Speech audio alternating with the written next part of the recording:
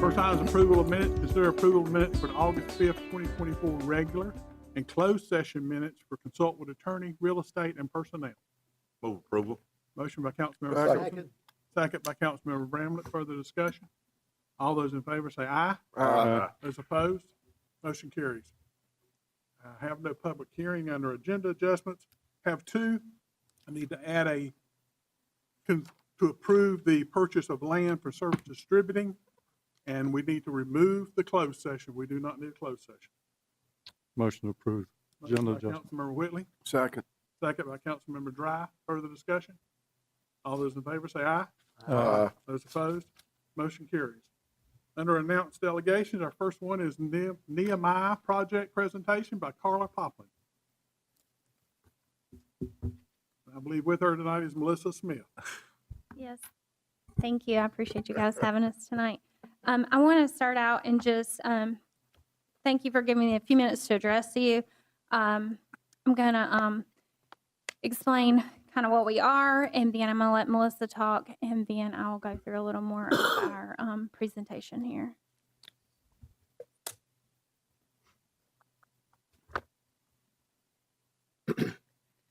Nehemiah is a nonprofit here in Stanley County. This is our third year. We serve 6 different areas. We have seniors, homeless, at-risk youth, domestic violence, intellectual disabilities, and veterans. And I'm going to let Melissa speak a little bit on our partnership that we have with the building here in town. Good evening, everyone. Okay, so I'm going to go ahead. I don't have my eyes with me, so I'm going to do my very best to read what I have for you tonight. But dear esteemed city council members, today I stand before you to advocate for a resource that embodies the spirit of compassion and unity within our community. I am talking about the city loan storage area that provides essential supplies to those in need. And for that, I thank you all. Okay. This facility is not just a storage space, it's a beacon of hope. It is a lifeline for individuals and families facing challenging times. Thank you so much, Nehemiah Project, for your leadership in this service project. Imagine the impact that we can make when we ensure that there is access to clothing and food and toiletries and cleaning products for those who are struggling. You all helped us do that. Each item we provide, which by the way is for free, it represents dignity and respect and the belief that no one should go without the basic necessities of life. And by maintaining this storage area, we are affirming our commitment to uplifting our fellow community members and fostering a culture of support and solidarity. This storage space serves as a testament to our shared values and collective responsibility, and it also empowers us to come together as a community and to lift each other up and to show that we care. Amen. And in doing so, we create ripples of positivity that strengthen our social fabric and inspire others to join us in this noble cause. I served as the former director of community engagement and dropout prevention for Stanley County Schools. This building was a big part of the substance of what made me successful. And it was because of the city. Thank you. While in collaboration with other nonprofit entities, let us not overlook the profound effect that this resource has on our community's resilience and our well-being. Together, we can ensure that everyone has access to the support that they need to thrive and rise above their circumstances. I urge you, okay? I urge you to champion the preservation of this building, this storage area. Let us continue to invest in our community's future, demonstrating that we believe in the power of unity, we believe in the power of compassion, and we believe in the power of hope. Thank you for your dedication and for considering the significance of this vital resource. I come to you tonight with gratitude from the heart of Melissa Smith.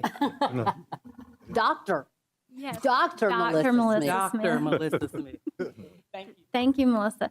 I just wanted her to speak a little bit because we worked with her heavily over the last year at the 333 PD building. And I want to speak a little bit tonight. I gave you guys our whole presentation of everything we do in the community, and I know that's a lot of information, and I didn't want to go through all that at one time tonight. But I did want to speak a little bit about how the partnership came with APD and Nehemiah. And that is one of the main reasons we're here. So the partnership between Nehemiah Project of Love and Badges and Boxes, it just made perfect sense. I was talking to an officer one day, and they were speaking to me about wanting to start a care closet. And I was like, a care closet? You mean with like clothing and items? And he said, yes. And I said, do you realize we have one already? And no. And so, why reinvent the wheel when we have a care closet? They had a need. The whole emphasis behind Nehemiah is to fill gaps, not to compete with other nonprofits. That's what we try to do. So being able to give an officer clothes at 2 a.m. in the morning or, at 9 o'clock at night when our other nonprofits are not available, that's what we wanted to do, and that's what we were trying to do anyways. But by being able to let officers have access to that clothing and those items without us having to meet up and, get things from our facility, get them to them, that was sort of the emphasis behind the partnership. It was mutually beneficial because we had a hard time finding all the families sometimes or the greatest need. They are there in the moment of need, and sometimes, these officers are out grabbing items at Walmart and things like that. That's not really necessary when we have shoes or clothes or toiletries and those kinds of things, household supplies. They had the access to the space, so it was a collaborative effort. We were able to serve a wider range of individuals and combine resources. So we have a working MOU between the two entities. It increased both of our groups' reach in the community, and we're taking on community challenges and filling those gaps, and that's exactly what we wanted to do with that space. So I'll just open up if you guys have any questions. There's a lot of information here. I don't want to, like I said, inundate you with all that, but you have it if you want to read it at a later time. There's some of our community partners in there, but off the top of my head, I cannot think of a nonprofit that we haven't helped that's in the county. I know, Martha Sue, I know you've been out there sometimes. You've referred people to us, and you've come to our teacher days. The last time we had a teacher event out there, we had over 200 teachers that were able to grab supplies and clothes for their individual closets in their classrooms. We just want to serve the community and use this space to fill those gaps and meet those needs of the individuals in our area and surrounding areas. But Homes of Hope, Esther House, Partnership, Safer Communities, any of those, ministries, outreach programs we've been able to partner with and use those resources. You guys have any questions for me? Tell me a little bit, council was asking at one of our recent meetings, how it operated as far as funding. Can you tell us a little bit? Oh, okay. So we have a 501c and we have some grant funding. All of our items for the clothing closet part of it are donated. We don't charge 1 cent for anything that comes to us or from us, nor do the supplies. The supplies from the trucks for badges and boxes come from a place called Matthew 25 Ministries. And so there's a minimal fee to get a truck, but you get a truck with multitude of pallets. We don't usually know exactly what's coming on it, but it's all supplies and household items and cleaning items like wipes, diapers. We have, in November, we planned 100 turkey dinners to give out to families, and I know that the APD officers partner with the Pregnancy Resource Center, and we take those to new moms, and we take diapers and wipes and cleaning things and those foods and turkeys and all those things, because that's a lot to get for a single mom with several kids or a new child in the home. But those items come on a truck for a minimal fee that's ran through the nonprofit through donations with our community partners or other individuals that help us with that. And then we donate all those items out to other nonprofits at no charge. We don't, and when I say no profit, like I don't mean like no profit. I mean like no charge. Like we don't charge a cent for anything that comes in that building or out of that building. Are Council? you asking us something of us?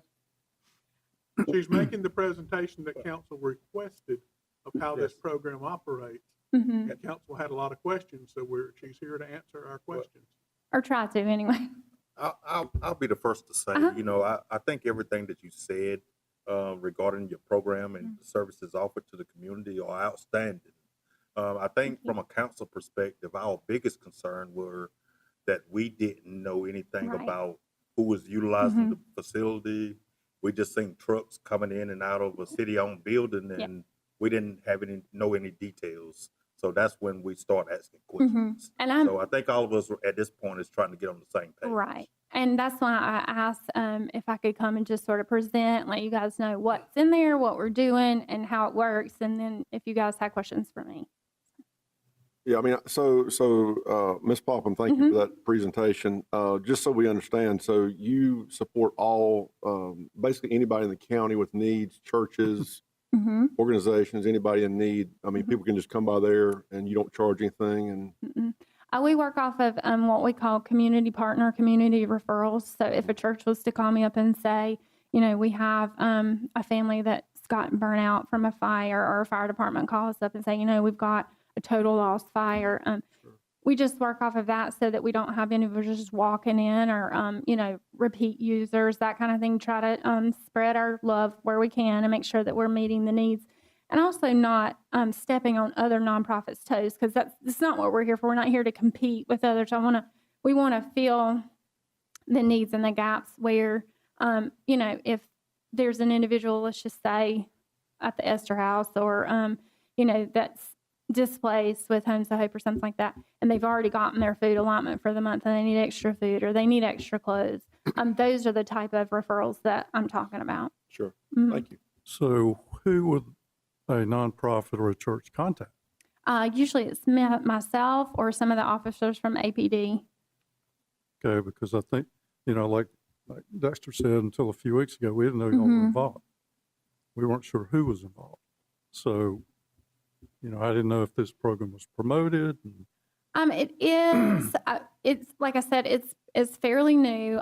We've sort of came in on the back of it, and that's why I can't really speak as to how it started. Like I said, they kind of reached out to us about clothing and items like that, and saying that they wanted to start a clothing closet, and we already had one, and so we sort of partnered up. But we, you know, we do promote it out. I go to churches and speak. I go to other places and speak about it. As far as like a big wide promotion, we don't really have a marketing team. We're fairly new. This is only our third year as a nonprofit. So we're a baby, but just with our, like this past week, I've spent trying to figure out what I'm going to do with 100 kids that want after school care. Because Waddell didn't get the program that they had before. Justice Kids is not doing the program they're having. I had 20 the first year. I had about 60 last year. I've had over 100 kids sign up. So I'm trying to figure out, I can't house but 25. And we do that at free of charge. I do after school and summer camp at no charge to our kids at East and Central. Everything we try to do, we try to just give back to the community and to the county.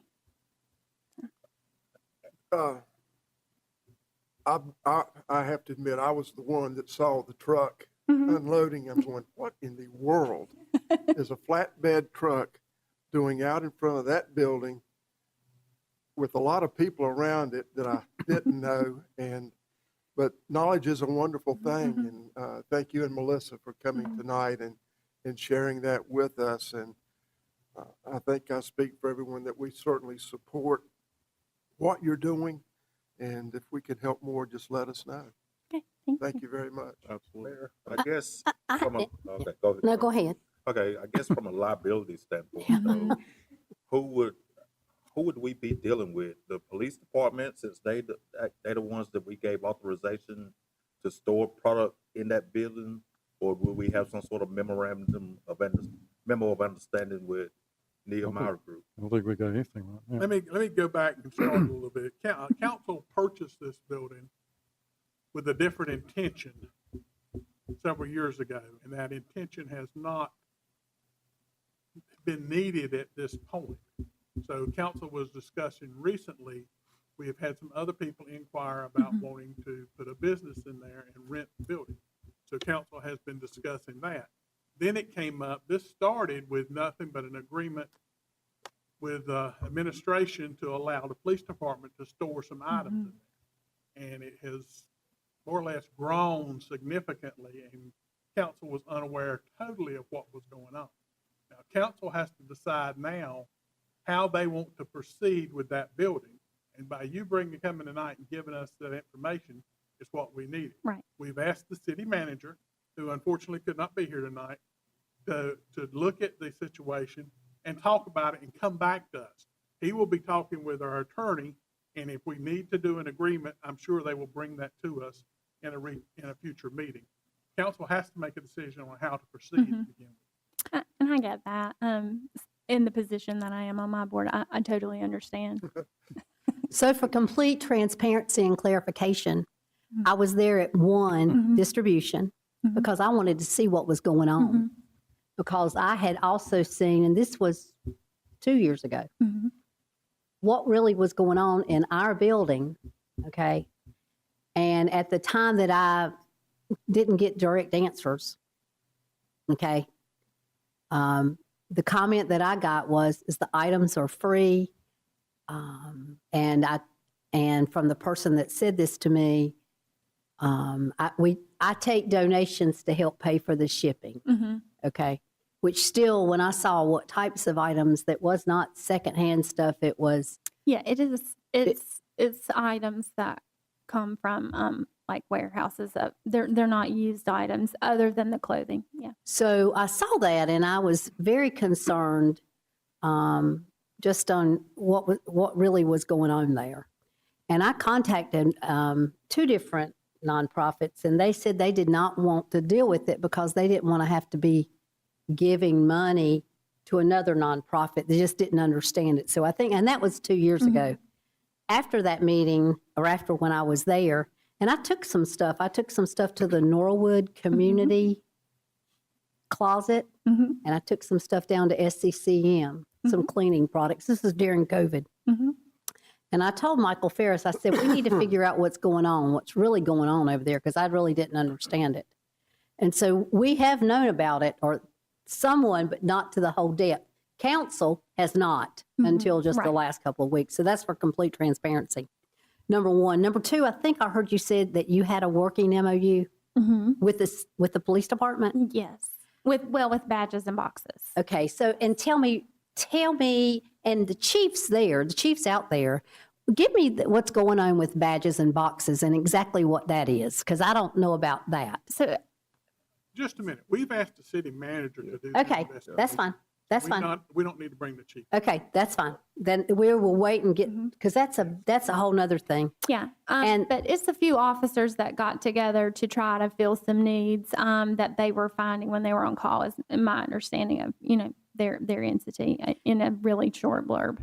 And the last thing, what does Nehemiah have there? What do you all have that's stored Clothing there? and racks and shoes, a few like small household items. Mostly is clothing. And where actually in that facility are It's in the these? downstairs part. And that's where you all are in and out down there to bring the stuff? Yes. Okay. Further questions, council? And my first time going there, when I was speaking with the officers about the clothing, was at that during that COVID time. I think that you were there when teachers were coming, and they had invited me to come and help facilitate, folks coming in and out and nonprofits. And that's when that first conversation started. At first, our clothing was not there. It was just the badges and boxes. And Just everything. that first time? Mhm. Good. Okay. Thank you. Yes, sir. I just wanted to add that, I appreciate the transparency. We've learned a lot here tonight. And obviously you all didn't just walk in and kick the door in and start unloading the boxes. Somebody gave you permission to be in that building. So in my mind, I like surprises on my birthday and at Christmas. So I was too, like some of the other council members, was very surprised when I found out what was going on. But that's I think that falls not maybe in your court as much as somebody else's court. I'll leave it at that. But I appreciate what you're doing for the community, and I appreciate you putting this presentation together to answer any unanswered questions that anybody may have. And if you guys come up with questions post tonight, just give me a call. I'm willing to answer anything that I can as far as that goes. And just thank you again for letting me be here. Thank you. Thank you. Thank And we'll you. leave it Uh-huh. with the fact that the manager will do his investigation. He'll bring back a recommendation to council, because we have several issues, not only the liability, we have state laws of what we Right. can and can't do with nonprofits. So we'll have to rely on our attorney and our city manager to bring back something to council. I understand. Thank you. Thank Thank you. you. Thank you. Thank you, Dr. Smith. Moving on to announced delegation 6B, retail strategies presentation. Matt Yeager and Joshua Davis. I don't know which one's making the presentation. I believe Joshua Joshua Davis. is up here. So good evening, Council, Mayor. It's a pleasure for us to be here in Albemarle. Today we plan on putting together and presenting a pretty comprehensive report of our company, our process, and our most recent recruitment efforts for the city of Albemarle. Quick disclaimer before we start, I'll be presenting a pretty redacted version of the presentation today, but hopefully you guys have an unredacted version in front of you to where you'll be able to see the retails that we'll be referring to in our presentation. You speak into the mic there, please. Can you hear me? There you go. Gotcha. Did you hear me from the beginning, or do I need to start over? No, you're good. No. Oh, good. Oh, good. So yeah, I'll be presenting a redacted version of the presentation today, but like I said, I hope you guys have a unredacted version in front of you to refer to any of the retailers that we'll be referring to today. If you like for me to elaborate on any of those retailers going forward, I can do that on a one-on-one basis, or if you want to get together in a group setting to elaborate on any of those. So if you guys aren't familiar, our company is Retail Strategies. I serve as the primary point of contact for the company affiliated with the city of Albemarle as portfolio director. I'm accompanied by two of my colleagues today, Zach Price, who is the retail recruitment associate, as well as Matt Yeager, who is our director of recruitment services. Our firm is a full service advisory firm, and we work as an extension of the city of Albemarle with the economic development team. We pretty much take over the day-to-day of the commercial real estate as far as retail recruitment for the city. We offer a wide range of services like retail academy, downtown services, and small business support. But I think the one that we all know and love, and the one that you guys have been partnering with us since 2014, is retail recruitment. So taking a deep dive into retail recruitment, and where we spend a lot of our time and attention from our office in Birmingham, is when we get logged on with cities, we put together a pretty comprehensive data and demographics package. As you guys know, being in the city for a while now, data and demographics can change year over year. So it's important to us when we're affiliated with certain cities to have this refreshed year over year. It helps us better serve our communities that we work with, and it helps us speak the language to different retailers that we come across. One of the things that we hold pride with is our boots on the ground tour. We like to, orchestrate that at least once a year throughout the year. That's what we had the pleasure of doing today.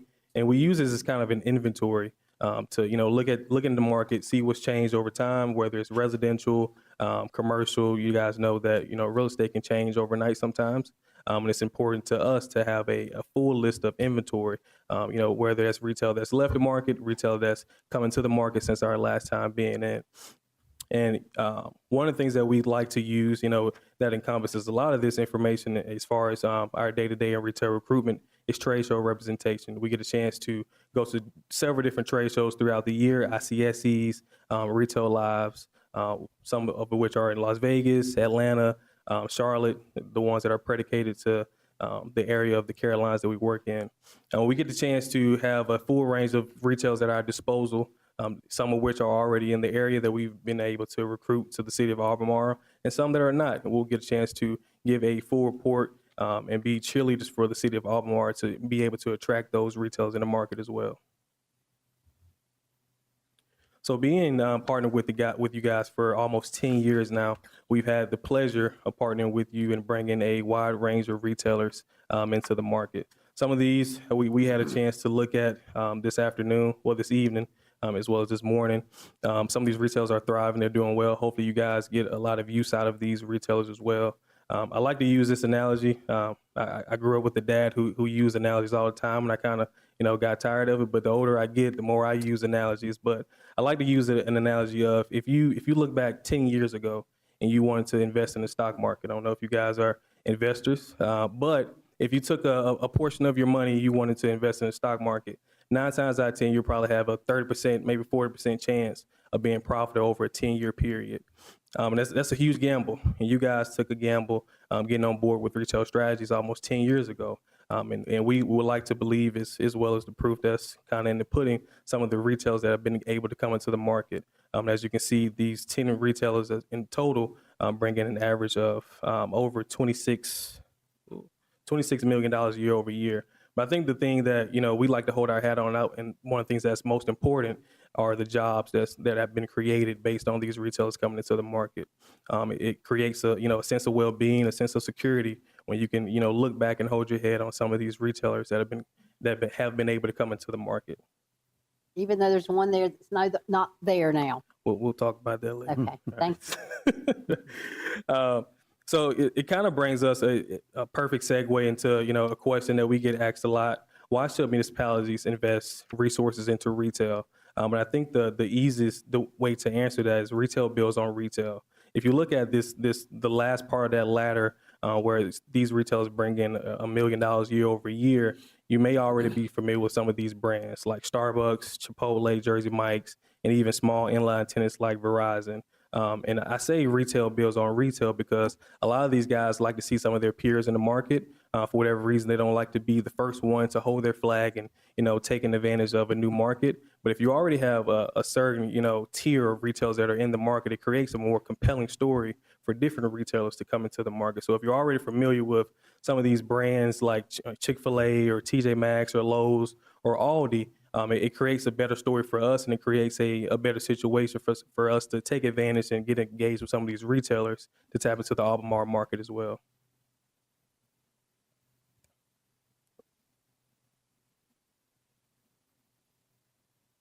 So looking at our toolbox, and a lot of these we'll kind of elaborate on as the presentation progresses. But one of the main things we like to think about is we use a lot of these to create a more compelling version to these retailers that we work with.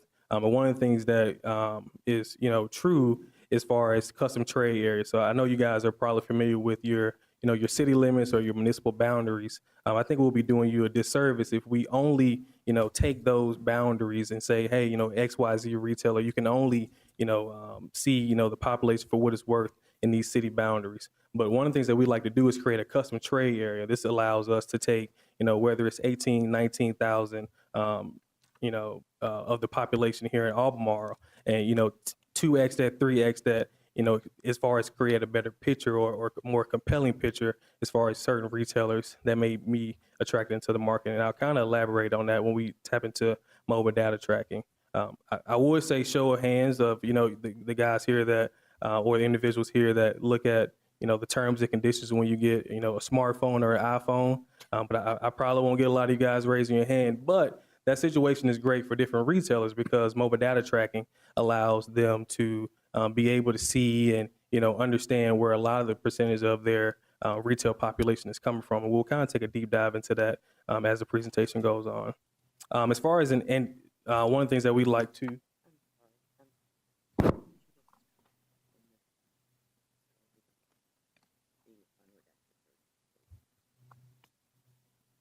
Gotcha. So stop here. I got you. Oh, good. Esri Tapestry segmentation. It's one thing to talk to different retailers that we work with and tell them why it'll be profitable or a good decision to come into a market. But if you can give them a comprehensive report of the consumer profile, whether it's age or demographic or their spending habits, we like to use an Esri Tapestry report to be able to create a more compelling situation for the brands as well. And one thing that I already talked about is the boots on the ground research. It gives us that in-person inventory, allows us to do things like this to get an update version of what we're working with in certain cities. So this is an example of motor data tracking. So if you can see where the Walmart is in Albemarle, and you can see some of these darker or lighter shaded pinks, those are areas where individuals of the population in North Carolina or in the Albemarle custom and trade areas are traveling from. It's easy to say, well, the people who shop at this Walmart live 5 miles away or 7 miles away or even 10 miles away. But if you look at a situation like Ansonville, that's, if you're driving from Ansonville to that Walmart, it's probably on a good day, 20 minutes, maybe 25 minutes. So this just creates a scenario where, individuals are traveling far away to come into a market. And we use data like this to be able to create a better story as far as the population that will be shopping at these retailers that we try to get on board here in the city of Albemarle. And one thing that's the most important is, like I mentioned earlier, a lot of these peer retailers, it's one thing to say, hey, you got to appear in the market, but if you can also say, hey, you have a peer in the market, and not only, is that peer in the market, but it's the, number one retailer in the state, or if it's, the 28th out of 195 retailer in the state, which is the situation for this Walmart, it creates a sense of synergy. And, those retailers want to be around other thriving retailers. So this is why data and demographics such as these are very important for what we do on a day in and day out basis. So one of the things that we like to focus on is a gap analysis or a leakage report. So some of you guys have been here, almost your entire life, and you understand how you have to, leave the city of Albemarle to, go to a certain retailer or go to a full service restaurant. Sometimes they can be 20 minutes away, 30 minutes away. But we like to use information like this to quantify or almost emphasize what you're already thinking. You may look at some of these numbers and you can, see it as, a bad thing or it's, distasteful, but retailers looks at this as an opportunity. It's one thing to say, hey, I'm going to put up a store here and I'm going to be profitable. But if you can point to a number of, individuals that are leaving the trade area and going somewhere else, and I'll just kind of point out a couple, as far as full service restaurant, there's over $37 million leaving the trade area, going somewhere else, or $11 million in groceries that are leaving the trade area and going somewhere else. If you can take those numbers and keep it within the city limits, I think it creates a more compelling version. I just want to apologize. There was an issue with the file. So what I'll do after this slide, if y'all will refer to what's in your packet, and he has the presentation here. The unredacted version is what we're stopping. We don't want the confidential information to get out. So we'll get the correct one loaded up on the system. So what do we have copies? You of? have the unredacted version, Okay. Which is currently what's accidentally being displayed. So I'm going to stop the presentation here that's being publicized, and he can speak to what you have in your packets. Sorry. Appreciate you, Carla. Lindsay.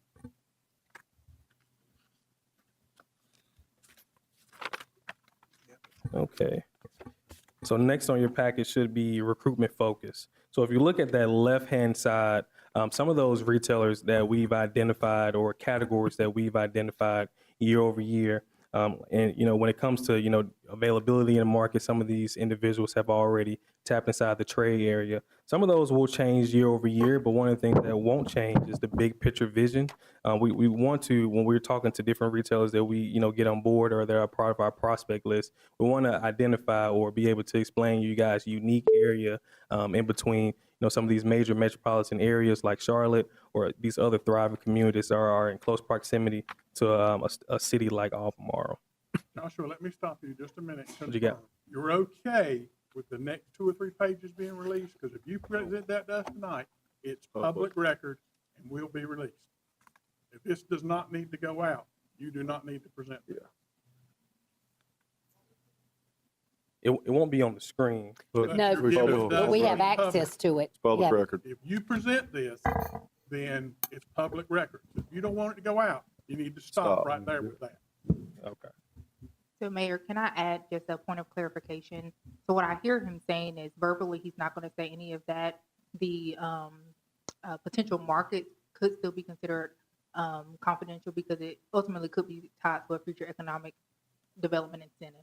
So I think we're good there. So I wouldn't worry too much about the handouts because there is a way to have that excluded from the public records item. All right, so you're not going to mention any of this? I'm not going to mention them Okay. for All right. word for Okay. word. And just, may I ask, So Bria, what we have in our hands Is the unredacted version. is the unredacted version. Because we got it, I'm just playing devil, because we got this in open session and not in closed session, because it's unredacted. Is that, So a lot of items that generally would be considered public record, they still go through a process of redaction for things that are considered privileged. right? And so since we are not publicly speaking about the details of potential markets, we can still use that exemption to the public records item. And we can still have all the information that's here. You can keep the information as long as you can keep it confidential. Right. If not, we can take them up at the end of the meeting. Right. Okay. But I am good to continue. You're good. Okay. Generally. Yeah, I As long got as you don't mention anybody's name. Oh, good. Don't- And I won't go retailer for what you'll see. I'll kind of hit some of the high ones. So if you look at the copy that you have, we've been working with a full service restaurant that we've identified as a prospect during our last trip at ICSC. Right now, they're looking at sites either around that Walmart Lowe's area or any other sites along Highway 24. Another one is a full service restaurant as well that's affiliated with a brand of other full service retailers that we've identified. And right now they're only focused on second generation space. But if an opportunity or a site presented itself where it was just a clear cut definition of a situation they would want to pursue further in the market, that's something that they would entertain as well. Two other ones that are regional grocers. One we've identified as a prospect when we got on board with you guys a couple of years ago. They think right now that the market is adequately serviced by some of their peers in the market. But if you look up one point to the other regional grocer, they've seen some of their peers in the market that are performing well enough to them to take a deeper dive into the market to see if they can come in and have a profitable situation. One more that I'll mention on that previous page, we got connected with a national beauty retailer a couple years ago, and it was a friend of the company. We presented the city of Albemarle to them a couple years ago, and it was constantly a not right now. But one of the things that we hold our head on and we're prideful about is that pleasure persistence. So every time that we got engaged with this this individual, every trade show, every phone call, every email, we were keeping her updated about the city of Albemarle, the changes, the peers that were coming into the market, and it was at ICSC Las Vegas to where it was almost like, okay, I get it, I see the opportunity there. And if there was a situation that presented itself as far as future development, or there was an opportunity they can see themselves at that Hobby Lobby center, it would be something that they would entertain as well. So just wanted to throw that one out there. On that last page of active recruitment prospects, I kind of want to hit the regional and national convenience stores. There's a lot of sites that we've identified in the market that we've got those individuals connected with to some local landowners in the town, some of which consider certain sites more profitable or suitable than others. But those are retailers that are currently reviewing sites in the market as well. And then lastly, I kind of wanted to point out, this is a summarized version of an article that we put together that was a part of our last quarterly business review that we send out to you guys on a quarterly basis. And it just kind of gives you a comprehensive, summary of, the, retail market as a whole right now, and how, certain communities that we work with either have to or need to adapt to the growth. I know you guys hear a lot about, the growth that's happening in both of the Carolinas. And, you see, a lot of retailers or regional grocers that, have already had certain sites in the market, but they're now ramping up those sites as far as putting their footprint or putting their, fingerprint on other markets as well. So you see situations where, and not to say this is the case in the city of Albemarle, where, you have a shopping space or you have, that piece of land that you've been driving past for a couple of years that's been sitting vacant. And you kind of ask yourself, like, how do we make the most out of this situation? How do we make something that's profitable for the city, that, creates a sense of security, it creates a sense of well-being for the population here in Albemarle. And we've seen case studies throughout the country of, people getting connected with different developers, getting connected or having a meeting of the minds with, council members, whatever case may be, and coming up with a situation where you can create a scenario where not only you find a restaurant, or not only you can find somewhere to shop, but you create a situation where you can increase that dwell time, where if you blink twice, and you're there for, 2, sometimes 3 hours.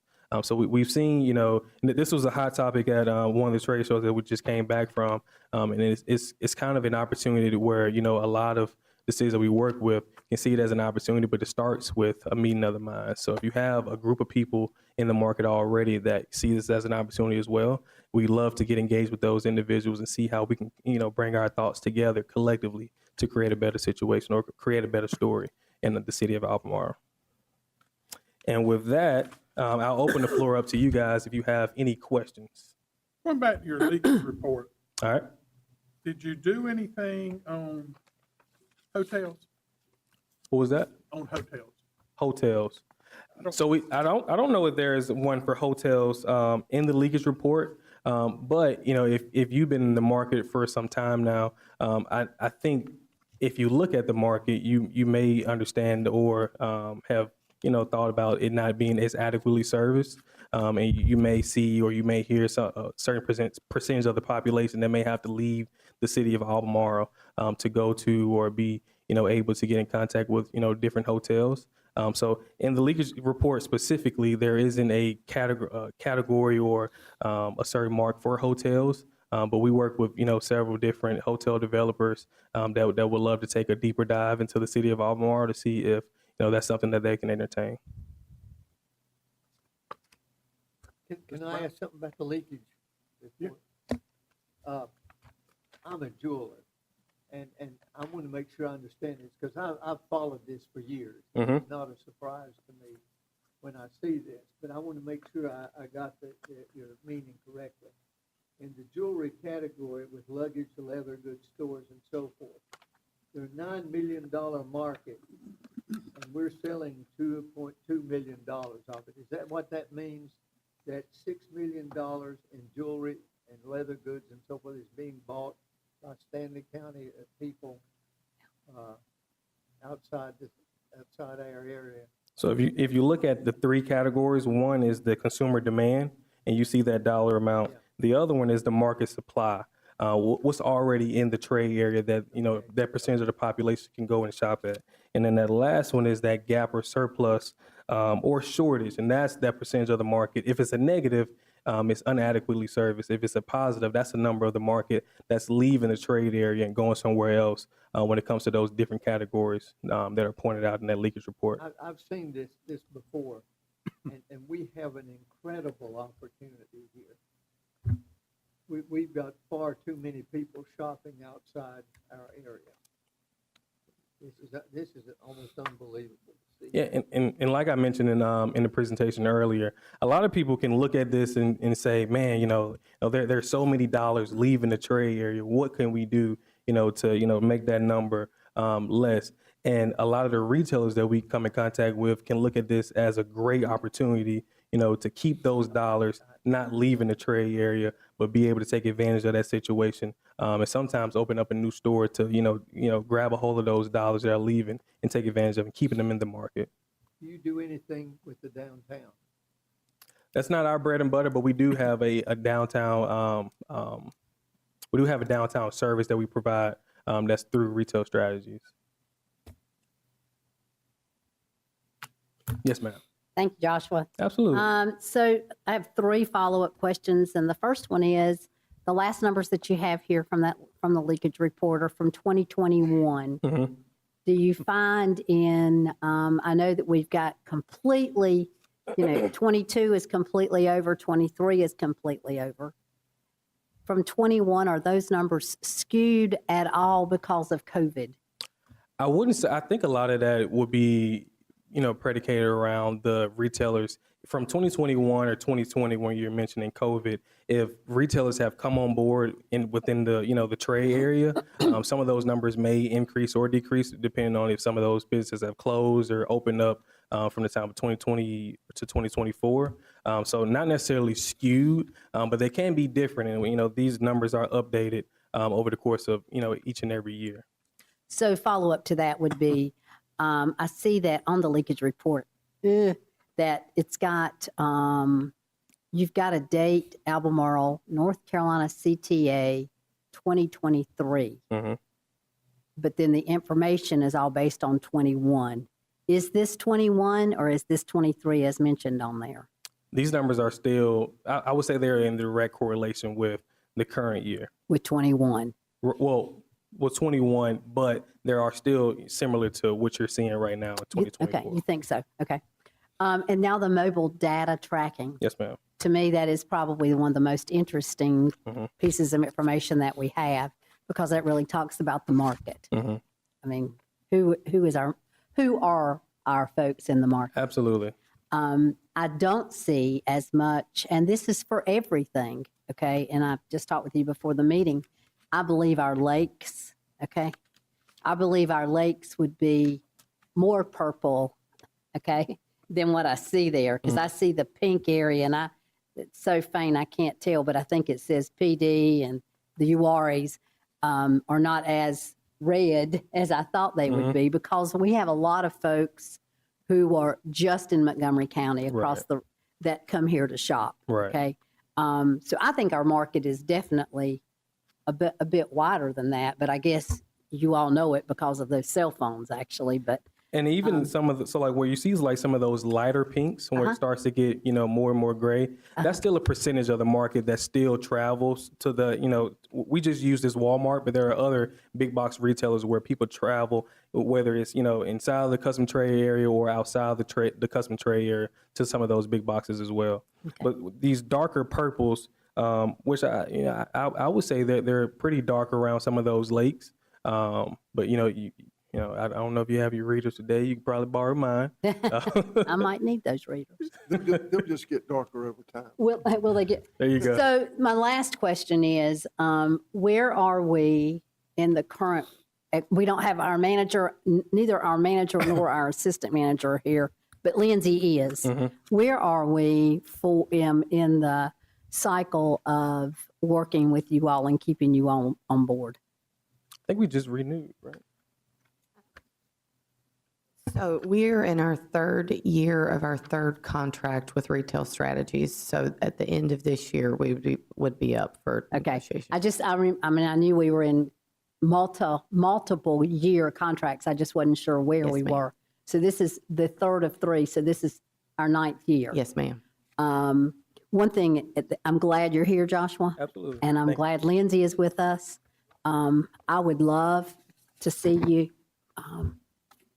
once a quarter or once every 4 months versus once a year. So, and I said that to prior administration. I'll say it to you now. Yeah. I would love to be able to have this conversation more often than just once a year. So, but I'm so tickled you're here, tickled that you brought your comrades. There you go. Got a lot of things that we still want to see happen here. So sure. Thanks for being here. And if it's not a formal council presentation like this, if it's a situation where we can, all get together over Zoom or over Teams. That would be great. That would be great as well. And that's something that we can entertain.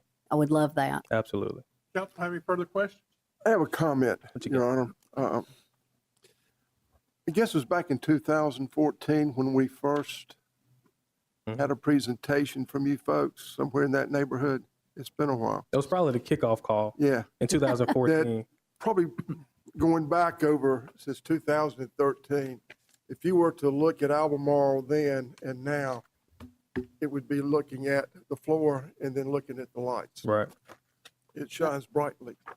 The majority of us were here and made that decision to work with you folks. And in my opinion, it's the smartest thing we've ever done. Well, we appreciate without that. a doubt.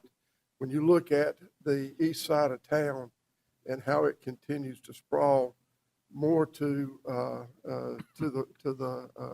northeast, out towards the west, is just phenomenal. And thank you for putting up with us, because I know sometimes early out, we may not have been as receptive.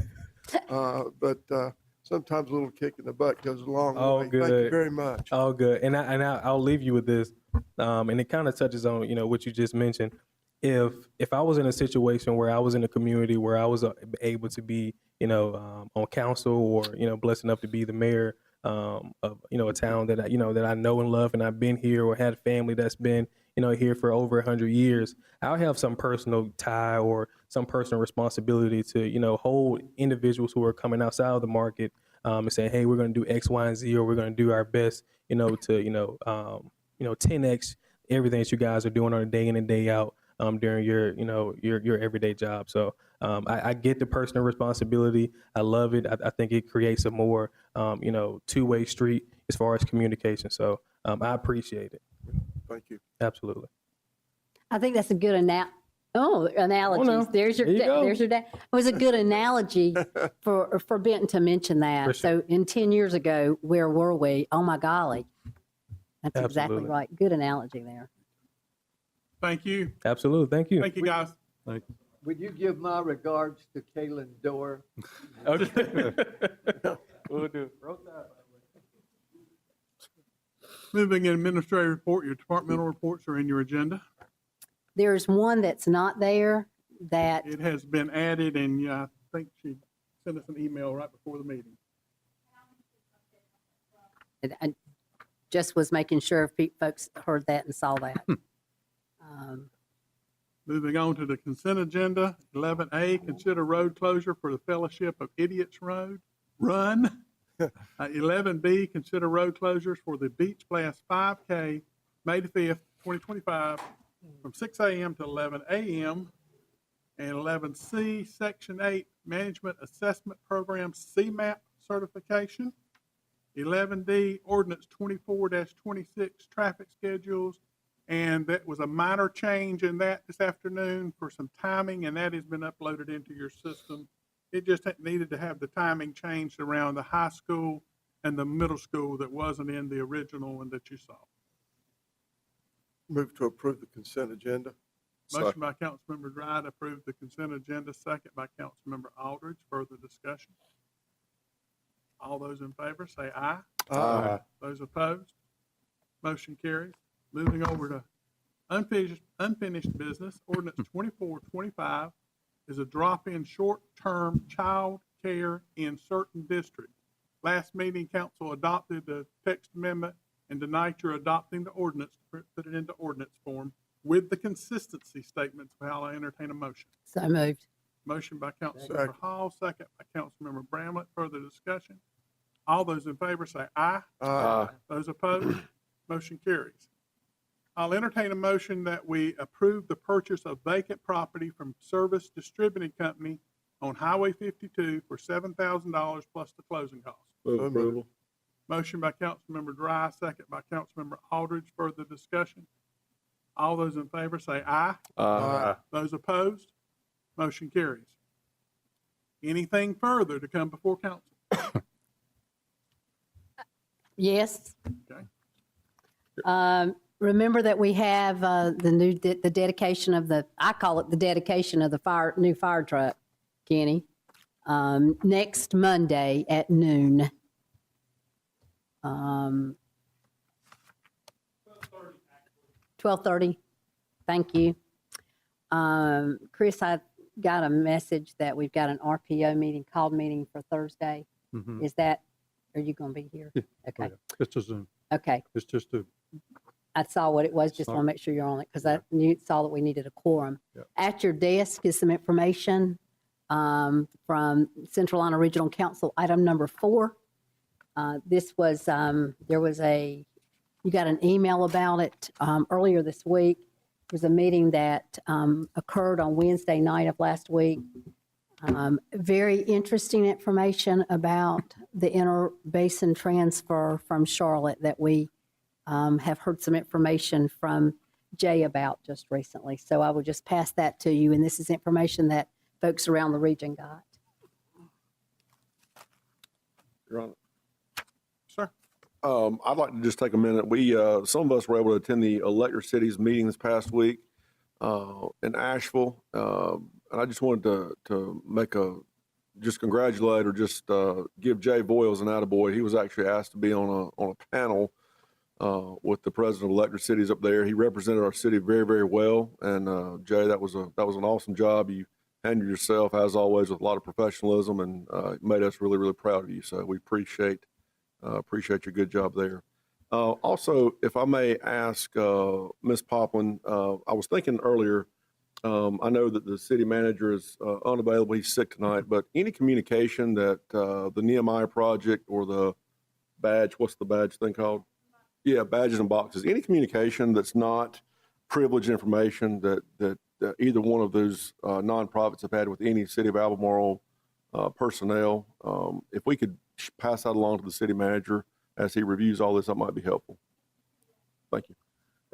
Mayor, I have one thing, and I see our director Parks and Rec is not here tonight, but I did want to mention one thing. Probably in the last year, with the new paid parking lot at the E. Waddell Center.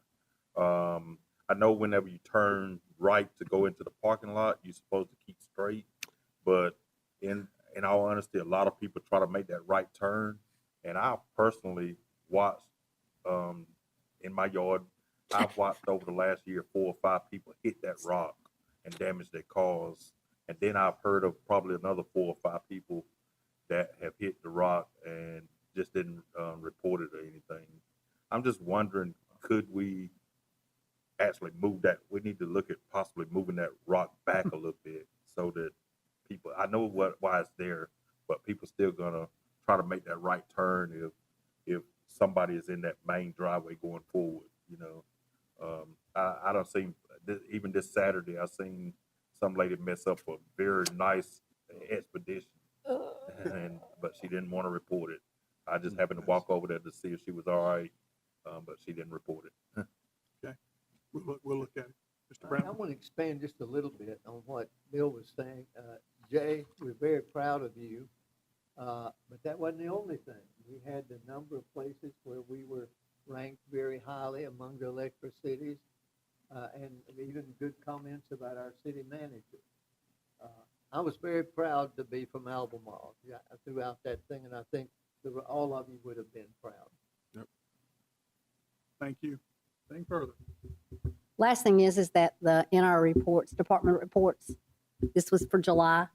I would ask that council really look at the public housing in there because it's got it through last week. And there's just a lot of things going on over there that we need to make sure we stay on top of. So it's got information through the 9th in it. So I don't want us to get caught off guard. As Mr. Aldridge says, we don't like surprises. So let's pay attention to what's there.